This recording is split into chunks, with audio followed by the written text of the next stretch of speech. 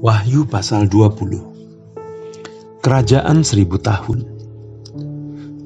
Lalu aku melihat seorang malaikat turun dari sorga memegang anak kunci jurang maut dan suatu rantai besar di tangannya.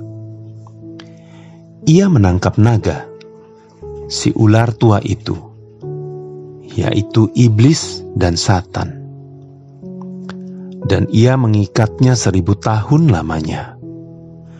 Lalu melemparkannya ke dalam jurang maut, dan menutup jurang maut itu dan memeteraikannya di atasnya, supaya ia jangan lagi menyesatkan bangsa-bangsa sebelum berakhir masa 1000 tahun itu. Kemudian daripada itu, ia akan dilepaskan untuk sedikit waktu lamanya. Lalu aku melihat tahta-tahta dan orang-orang yang duduk di atasnya. Kepada mereka diserahkan kuasa untuk menghakimi. Aku juga melihat jiwa-jiwa mereka yang telah dipenggal kepalanya karena kesaksian tentang Yesus dan karena firman Allah, yang tidak menyembah binatang itu dan patungnya, dan yang tidak juga menerima tandanya pada dahi dan tangan mereka.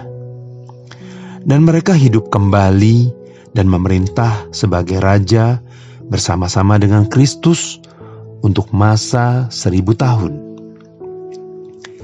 Tetapi orang-orang mati yang lain tidak bangkit sebelum berakhir masa yang 1000 tahun itu. Inilah kebangkitan pertama. Berbahagia dan kuduslah ia yang mendapat bagian dalam kebangkitan pertama itu. Kematian yang kedua tidak berkuasa lagi atas mereka, tetapi mereka akan menjadi imam-imam Allah dan Kristus, dan mereka akan memerintah sebagai raja bersama-sama dengan Dia 1000 tahun lamanya. Iblis dihukum. Dan setelah masa 1000 tahun itu berakhir, iblis akan dilepaskan dari penjaranya. Ia akan pergi menyesatkan bangsa-bangsa pada keempat penjuru bumi, yaitu Gog dan Magog, dan mengumpulkan mereka untuk berperang, dan jumlah mereka sama dengan banyaknya pasir di laut.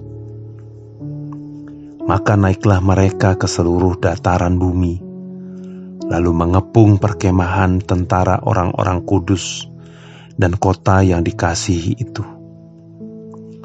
Tetapi dari langit turunlah api menghanguskan mereka. Dan iblis yang menyesatkan mereka dilemparkan ke dalam lautan api dan belerang, yaitu tempat binatang dan nabi palsu itu. Dan mereka disiksa siang malam sampai selama-lamanya. Hukuman yang terakhir. Lalu aku melihat suatu tahta putih yang besar dan Dia yang duduk di atasnya. Dari hadapannya lenyaplah bumi dan langit, dan tidak ditemukan lagi tempatnya. Dan aku melihat orang-orang mati, besar dan kecil, berdiri di depan tahta itu. Lalu dibuka semua kitab. Dan dibuka juga sebuah kitab lain, yaitu kitab kehidupan. Dan orang-orang mati dihakimi menurut perbuatan mereka, berdasarkan apa yang ada tertulis di dalam kitab-kitab itu. Maka laut menyerahkan orang-orang mati yang ada di dalamnya. Dan maut dan kerajaan maut menyerahkan orang-orang mati yang ada di dalamnya.